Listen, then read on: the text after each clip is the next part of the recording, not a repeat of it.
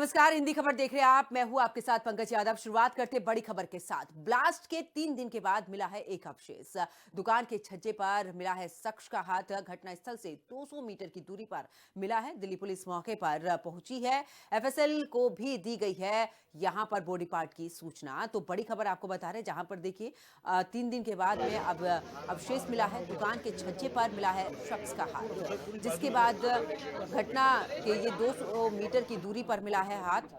जिसके बाद सूचना मिलते ही पुलिस भी मौके पर पहुंची है, फोरेंसिक टीम भी पहुंची है। तो एफएसएल की दी गई है इस पूरे घटना की जानकारी, जहां पर घटनास्थल के 200 मीटर की दूरी पर यह हाथ मिला है। 10 तारीख को यहां पर ब्लास्ट हुआ था, जहां 200 मीटर की दूरी पर आखिरकार आज क्योंकि तीसरे दिन यहां पर अवशेष मिला है।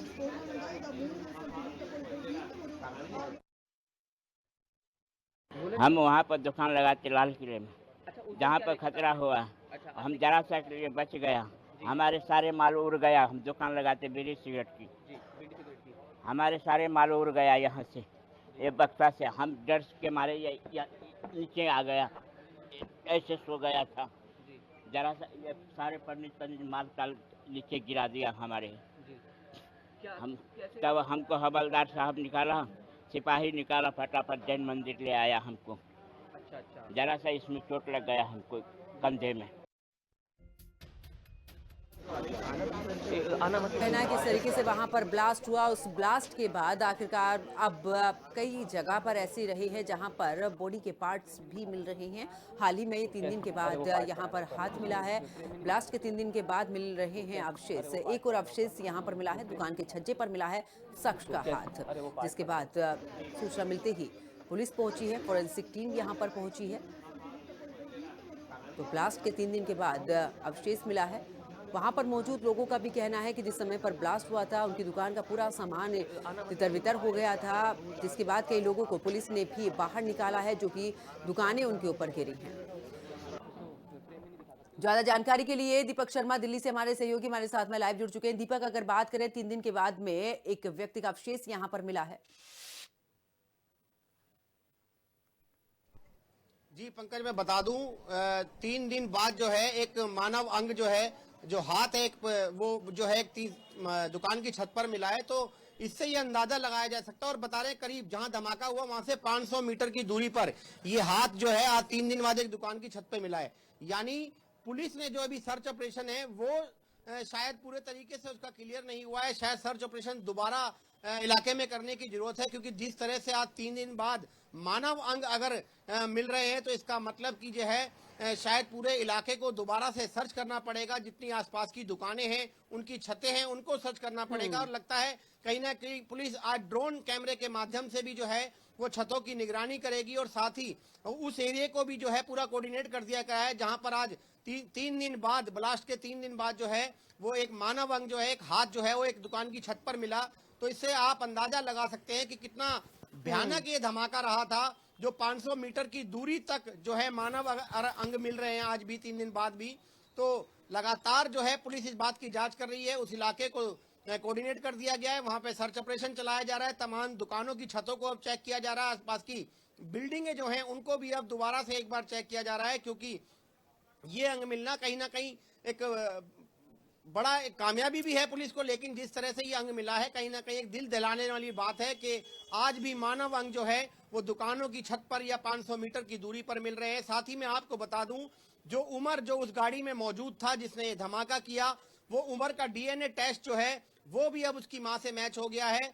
ये कंफर्म हो चुका है कि उमर जो है उस वक्त उस गाड़ी में मौजूद था, और उससे पहले वो एक मस्जिद में भी गया था। वहां का भी एक फोटो जो है सामने आया है, जिस मस्जिद में गया है। पुलिस जो है उस मस्जिद में भी जांच कर रही है कि आखिरकार वो सिर्फ वहां नमाज पढ़ने गया था, और इस या पूरे वहां मामले में किसी से लगातार मिला था, जांच चल रही है। दीपक, मैं आपके पास में वापस लौटूंगी। इस दौरान एक और बड़ी खबर अपने दर्शकों को बता देते हैं। दरअसल डॉक्टर उमर की नई तस्वीर जो है वो फिलहाल सामने आई है। धमाके से पहले पुरानी दिल्ली की मस्जिद में वो गया था, पुरानी दिल्ली की मस्जिद में गया था उमर, जिसके बाद फैज इलाही मस्जिद गया था उमर, जिसकी तस्वीर अब सामने आई है। रामलीला मैदान के सामने है ये मस्जिद। मस्जिद में 10 मिनट से ज्यादा रुका था उमर। मस्जिद से लाल किले की तरफ गया गया था उमर, जिसके बाद ये ब्लास्ट हुआ है। इस वक्त की बड़ी खबर आपको बता रहे, जहां पर धमाके से पहले पुरानी दिल्ली की मस्जिद पहुंचा था उमर। ये तस्वीर उसकी सामने आई है, जहां पर पुरानी दिल्ली की मस्जिद में उमर गया था।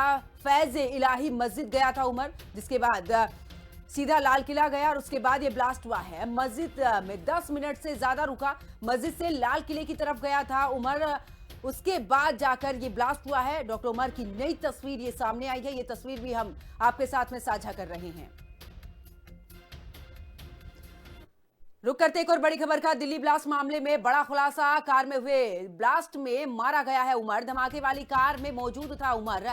डीएनए टेस्ट के बाद में उमर के शव की शिनाख्त हो पाई है। सुरक्षा एजेंसियों ने कराया था डीएनए टेस्ट। 10 नवंबर को उमर ने किया था ब्लास्ट। तो बड़ी खबर आपको बता रहे हैं, जहां पर बता दें कि आखिरकार अब ये भी पूरे तरीके से साफ हो चुका है कि जिस कार में ब्लास्ट हुआ था उसमें मौजूद था उमर। उमर ने ही ये ब्लास्ट किया है, क्योंकि जिस तरीके से डीएनए टेस्ट हुआ है, उस डीएनए टेस्ट के बाद अब ये तस्वीर साफ हुई है। ज्यादा जानकारी के लिए हमारे सहयोगी दीपक हमारे साथ में लगातार बने हुए हैं। दीपक, अभी इस बात का जिक्र ही कर रहे थे कि आखिरकार डीएनए टेस्ट जो है वो मैच हो चुका है, यानी कि जिस कार में ब्लास्ट हुआ उसमें मौजूद था उमर। जी बिल्कुल, जो पुलिस से जो रिपोर्ट आई है और जो जांच की गई थी, जो पोस्टमार्टम रिपोर्ट आई, उसमें ये साबित हो गया है कि जो शव वहां पर जो मिला था उसमें जो उमर का जब डीएनए टेस्ट किया गया तो वो उसकी मां से जो है वो मैच हो गया है। यानी ये कंफर्म हो चुका है कि इस हादसे के धमाके के वक्त जो है वो उमर उस गाड़ी में मौजूद था और उसी ने जो है ये हमला जो है किया है। 3 लोग उस गाड़ी में मौजूद बताए जा रहे थे, जिसमें उमर का नाम जो है लगातार सामने आ रहा था और अब ये डीएनए टेस्ट से जो कंफर्म हो चुका है कि उमर जो है वो धमाके के वक्त उस गाड़ी में मौजूद था।